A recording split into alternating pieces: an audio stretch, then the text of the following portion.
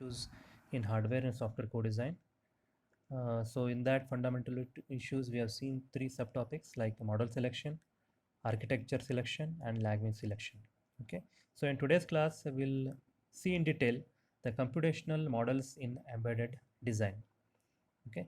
So there are so many different types of computational models available for designing an embedded system.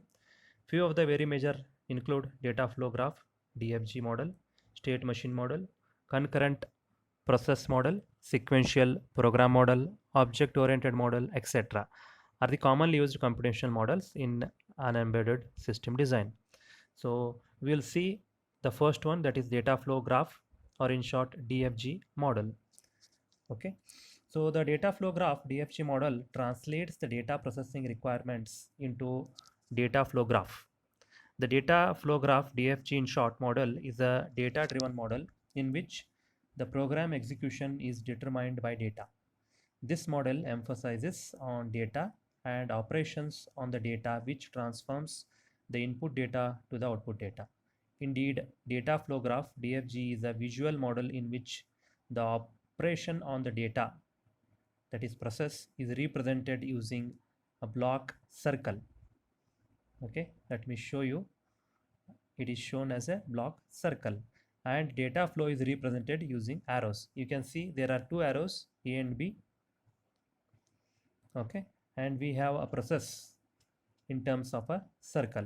An inward arrow to the process representation is in terms of circle here, represents input data. That means A and B, the two arrows, are flowing towards the circle plus. That means those are the two inputs. Plus is the actual function what we want to perform. An inward arrow to the process represents input data, and an outward arrow from the process circle represents output data in the DFG notation. Right? That means what? A and B are the inputs, X is the output. If you see the below equation, DFG model, X is equal to A plus B and Y is equal to X minus C is what we want to represent it using DFG model. So that means what? We want to perform addition and subtraction are the two operations. Okay.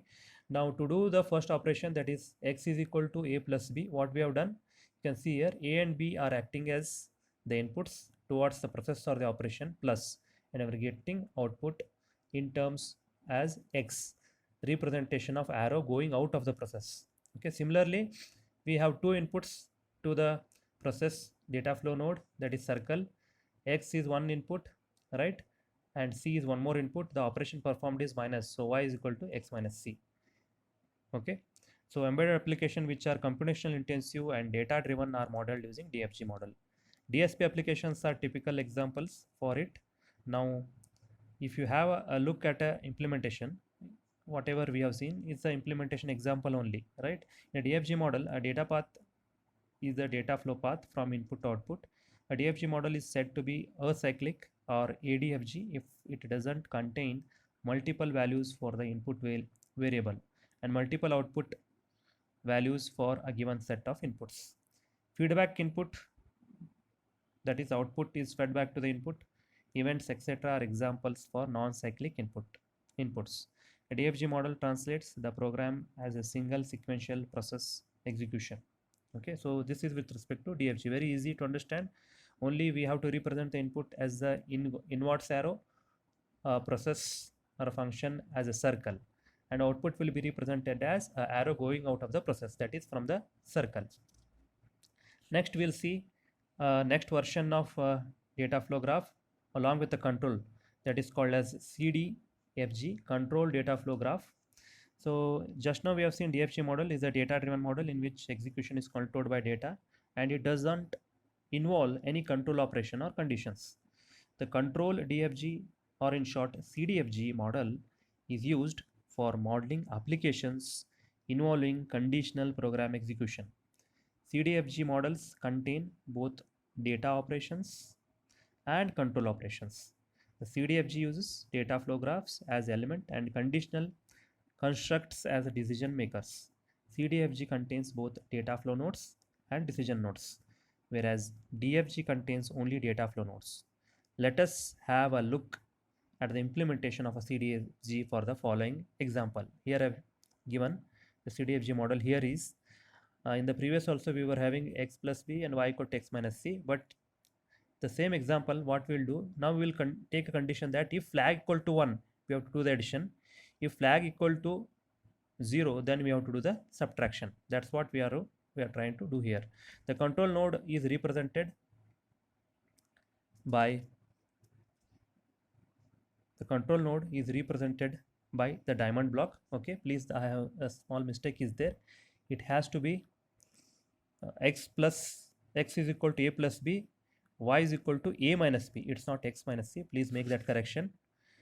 So x is equal to a plus b and y is equal to a minus b. That too we are checking for a conditional flag. If a flag equal to 1, I will do x is equal to a plus b. If a flag is not equal to 1, then I will do y is equal to a minus b. The same thing we have represented using controlled data flow graph. So the condition, right, or the decision making block is the diamond block. Here you have seen flag equal to 1. If it is true, represented as t, then a plus b will be calculated and then output will come.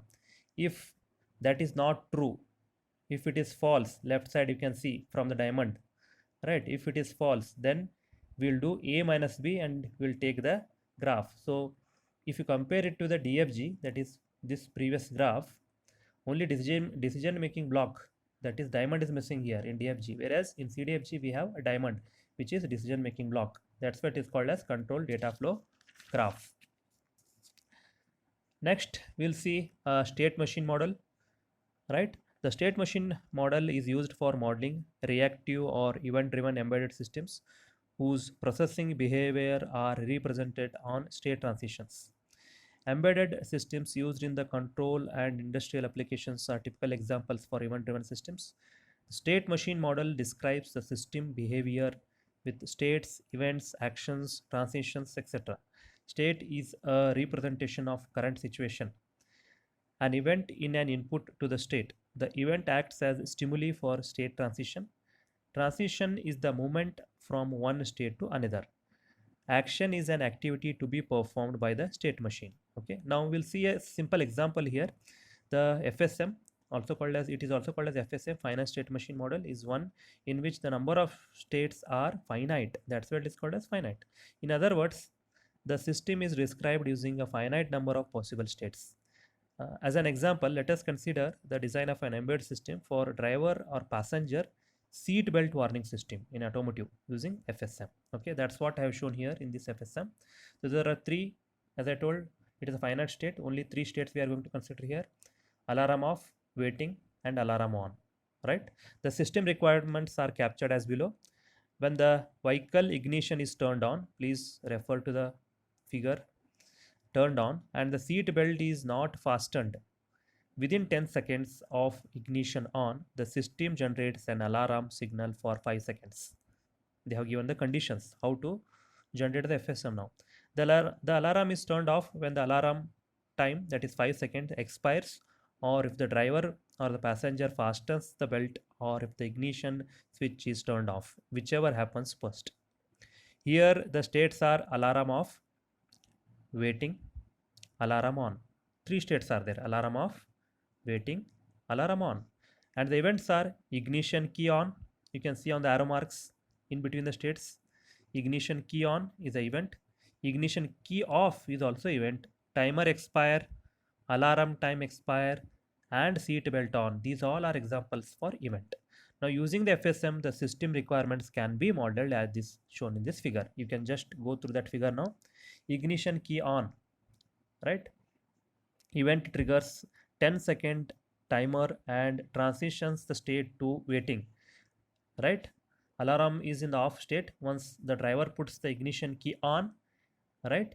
Now the timer will switch on and it will enter into waiting state. It will wait for 10 seconds whether if the seat belt, if the user, the driver puts on the seat belt, right, or ignition key turns off, any one conditions becomes true, events occur during the wait state, then the state transition, then the state transitions to alarm off. What they're trying to tell, after getting inside to the vehicle, if the driver puts on to the ignition key, that means Now the event has started.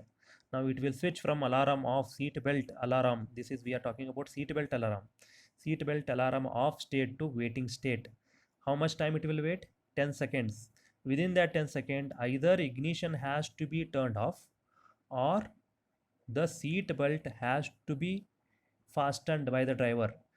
If any of these two events occur, then it will switch from waiting state to alarm off state. Right? When the wait timer expires, that is 10 seconds expires in the waiting state, and the event time expire is generated and it transitions to the state to alarm on from waiting state. That means ignition is turned on, wait state has completed 10 seconds wait, the driver has not switched off the ignition and nor even he is wearing the seat belt. Now it will enter into alarm on state. Most of you who know driving might have experienced it. If you don't wear the seat belt, it will start generating a beep sound after some seconds.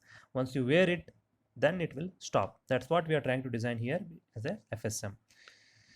The alarm on state continues until a seat belt is on or ignition key is off event, or alarm time expires event happens, whichever occurs first. The occurrence of any of these events transitions the state to alarm off. The wait state is implemented using a timer, right?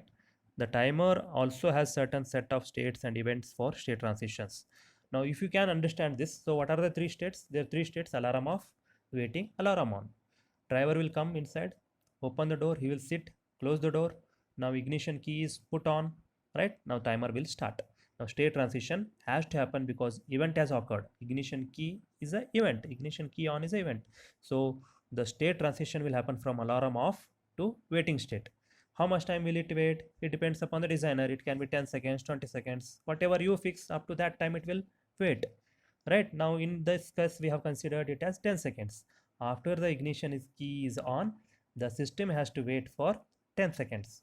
Within this 10 seconds, if the driver is wearing the seat belt, please don't switch on the alarm. Let it be in the state of alarm off only.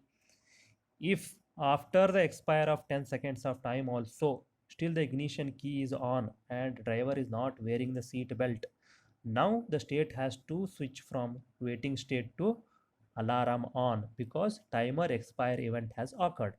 Now alarm on state, what will happen next? Then alarm time expire should happen. It will go on giving the beep and after some time it will stop, thinking that the driver is not responding, let me shut my sound now. Okay, or else the seat belt has to be worn by the driver or the ignition key has to be switched off. If any of these three events happen, then the state transition from alarm on to alarm off will occur. If you know this one FSM model, then you can design any type of FSM. So intentionally I have not explained the remaining two FSMs. I have given those FSMs for you to explore. Try to go through it, right? Try to, or else you can try your own, right? For example, a small vending machine, coffee vending machine, if you are planning of developing, what are the different states?